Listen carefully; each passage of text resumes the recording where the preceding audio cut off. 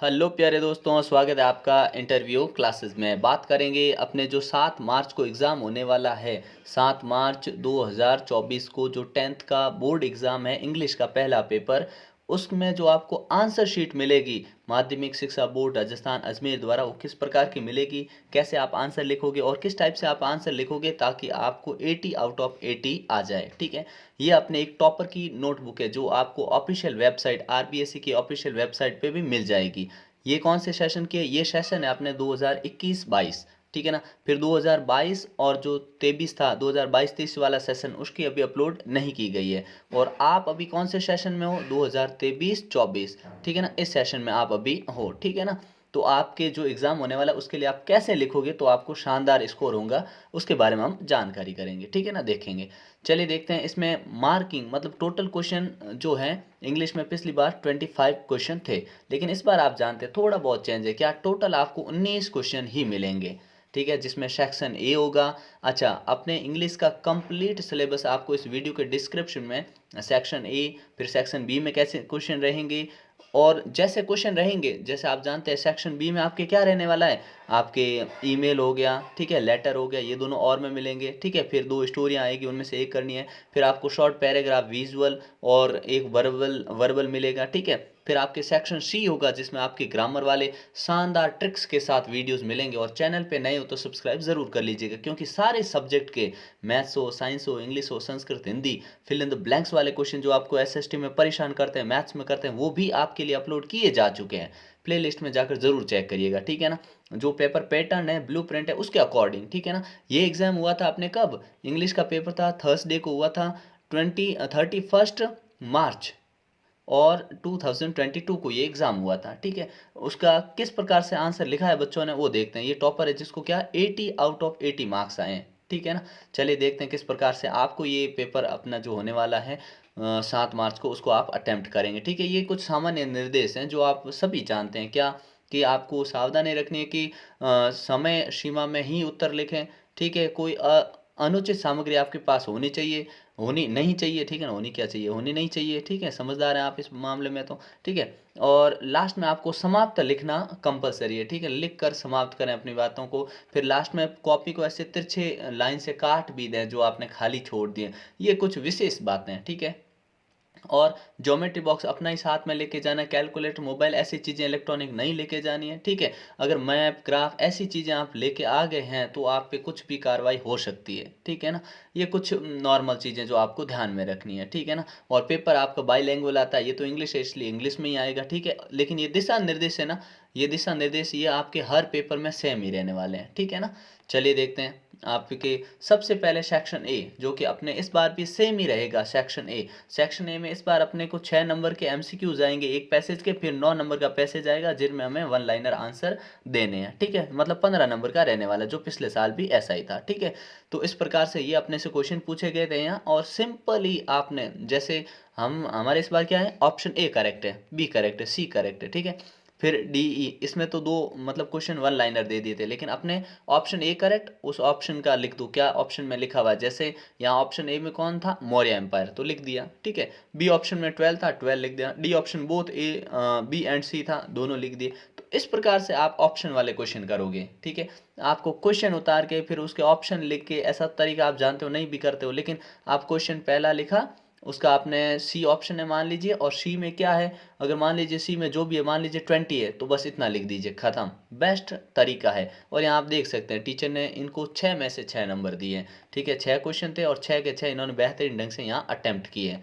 ठीक है, देखिए यहाँ पे एक क्वेश्चन था जिसका अपोजिट और सिनोनिम वाला क्वेश्चन होता है। ठीक है, जो आपको हर पैसेज में मिलता ही मिलता है। ठीक है, तो उसका सिर्फ इन्होंने आंसर लिखा है, पूरी लाइन लिखने की कोई ज़रूरत नहीं है। ठीक है ना। और ये दो क्वेश्चन इस बार आपको इतने लंबे क्वेश्चन नहीं मिलने वाले हैं, आपको सिर्फ वन वन वर्ड में इनके आंसर देने हैं। बड़ा इजी है इस बार। ठीक है, अगला आएगा आपके सेकंड पैसेज, जिसके अंदर भी, इसमें सेकंड पैसेज जो था ना, अपने ऑप्शन थे इसमें, लेकिन अपने इस बार जो 9 नंबर का सेकंड पैसेज आएगा, आपको वन वन लाइन में सबके आंसर लिखने हैं। और वो आंसर लिखने के बाद आपके यहाँ से काउंटिंग होगी, ठीक है ना। टोटल इनको 9 में से 9 नंबर मिले कि पहले में ये, दूसरे में ये, इस प्रकार से मार्किंग होती है। मार्किंग के लिए ये पोर्शन डिसाइड किया हुआ रहता है, ठीक है ना। इस साइड में नंबर नहीं देते हैं, ठीक है ना। ये भी ध्यान रखिएगा कि आपको कैसे लिखना है, कितने सुंदर अक्षरों में लिखना है, काट छांट का ध्यान रखना है थोड़ा सा, ठीक है। अगर हो भी जाए तो भी चलेगा, लेकिन उसको भी क्या है, थोड़ा संभाल के काम करिएगा, ठीक है ना। फिर इसमें पूरा हो गया। फिर आता है ग्रामर वाला, और इस बार अपने जो सेक्शन में रहेगा ना, सेक्शन बी रहेगा, है ना। सेक्शन बी में अपने क्या है, सेक्शन बी में अपने ग्रामर पोर्शन आए। लेकिन 2 साल पहले क्या था, इसमें पहले ग्रामर का पोर्शन आता था फिर सेक्शन आता था, ठीक है ना। तो ये कोई ऐसा खास चेंज नहीं है। तो क्या करना, जैसे टेंस का क्वेश्चन है ना, तो हल्का सा आपने टेंस का क्वेश्चन बी ऑप्शन करेक्ट कर दिया, इसमें ये था, ये लिख दिया, अच्छा ऑप्शन लिख दिया तो भी करेक्ट है, उसके साथ में जो है वो भी लिख दीजिए, ठीक है। तो यहाँ पे 4 में से 4 इनको प्राप्त हुए थे मार्क्स, ठीक है ना। फिर यहाँ पे देखिए गलती हुई है विद्यार्थी से, तो इन्होंने काट दिया है, कोई दिक्कत नहीं, जो आपके गलत हो जाए उनको आप काट सकते हैं, ठीक है। लेकिन इसका कोई हर्जाना वर्जना ऐसा कुछ नहीं है, ठीक है ना। फिर आते हैं नेक्स्ट पे, जिनमें आपको क्वेश्चन पूछे जाएंगे ग्रामर के। जैसे आप जानते हैं कि ग्रामर के आपके जो टॉपिक है सारे हमने डिस्कस कर रखे हैं, और सबके आपको शानदार वीडियोस मिलेंगे, ठीक है। अब यहाँ पे देखिएगा, एज सुन एज, क्योंकि पिछली बार ये टॉपिक था, इस बार अपने ये टॉपिक नहीं है। ये कौन सा टॉपिक है, जिसमें 2 सेंटेंस को हम कंबाइन करते हैं, ठीक है ना। सो दैट से कर दो, ठीक है ना, या कॉमा से कर दो, तो एज सुन एज से कर दो। तो ये इस बार अपने ये सिलेबस में नहीं है, लेकिन इस फिर भी आपको ध्यान रखना है, क्योंकि इसकी जगह अपने नया टॉपिक कौन सा आया, सब्जेक्ट वर्ब एग्रीमेंट, या फिर कॉनकर्ड जिसको बोलते हैं, ठीक है ना। सब्जेक्ट वर्ब कॉनकर्ड, ये नया टॉपिक है। और अपने ये आसान क्यों है, क्योंकि अपने को फिल इन द ब्लैंक्स करने होते हैं, और शानदार ढंग से उसका वीडियो बनाया हुआ है, आप उसको देखिएगा, उससे बाहर कोई क्वेश्चन हो ही नहीं सकता, ठीक है ना। अगला देखते हैं।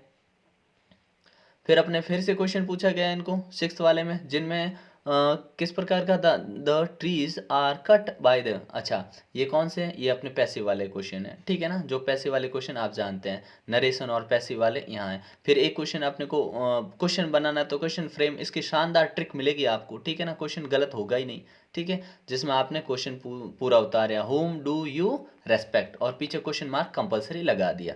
फिर यहाँ पे क्वेश्चन टैग एक शानदार, सिर्फ आपको एक 10 मिनट का वीडियो देखना है, ये आपके 1 नंबर कोई काट ही नहीं सकता, ठीक है ना।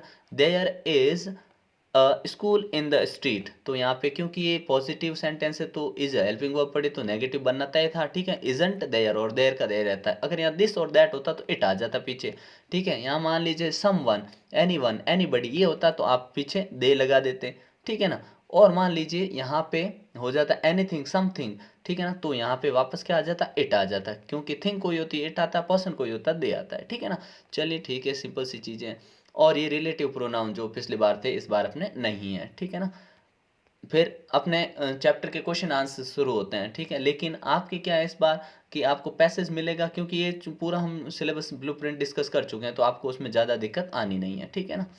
फिर है अपने ये सिंपल से क्वेश्चन मिलेंगे जिनको आपको आंसर लिखना है। जैसे क्वेश्चन था, the poet in the poem dust of snow wants to say that certain movement और ओकेज action that are simple out have a large significance, they can change the mood of life of a person, ठीक है। कहने का मतलब यहाँ पे हल्की फुल्की लैंग्वेज में लिखा है, लेकिन इस क्वेश्चन का मीनिंग क्लियर हो गया, इसलिए इनको पूरे मार्क्स मिले हैं, ठीक है। कहने का मतलब ये हो गया कि आप रटने की कोई ज़रूरत नहीं है, आप उस वर्ड के जो मेन पॉइंट है उसको पकड़िए और उसके अनुसार एग्जैक्ट आंसर दीजिए, आपके कोई आंसर गलत होगा नहीं, ठीक है। फिर ये क्वेश्चन आंसर है जो आप जानते ही हो, ठीक है। और अपने इंपॉर्टेंट क्वेश्चन तो आपको मिलने वाले हैं, ठीक है। इस वीडियो के डिस्क्रिप्शन में प्लेलिस्ट मिलेगी, उस प्लेलिस्ट में आप चेक करिएगा, आपको सारे क्वेश्चन मिलेंगे, ठीक है ना।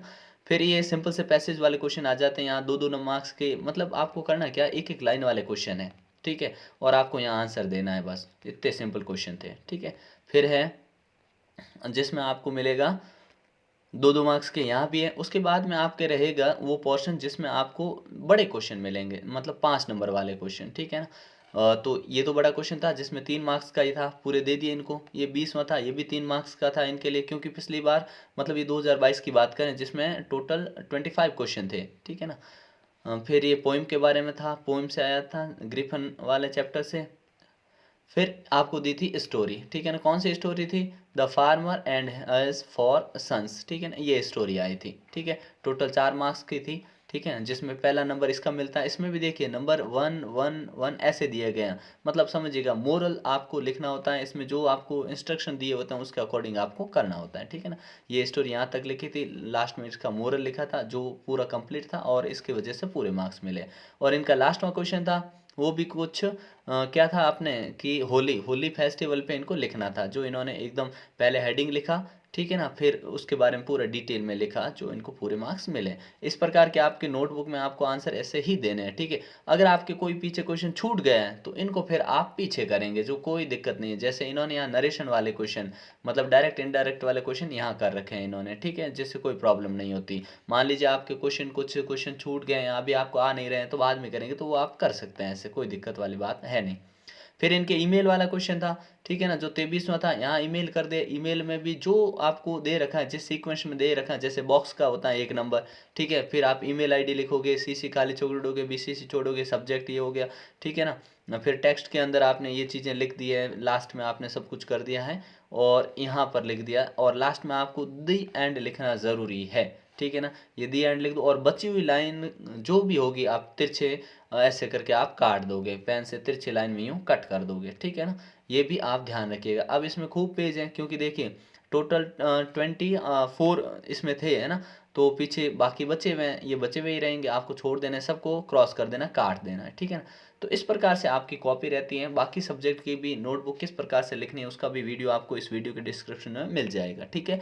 मिलते हैं नेक्स्ट पार्ट में। शानदार तैयारी करते रहिए। जय हिंद, जय भारत।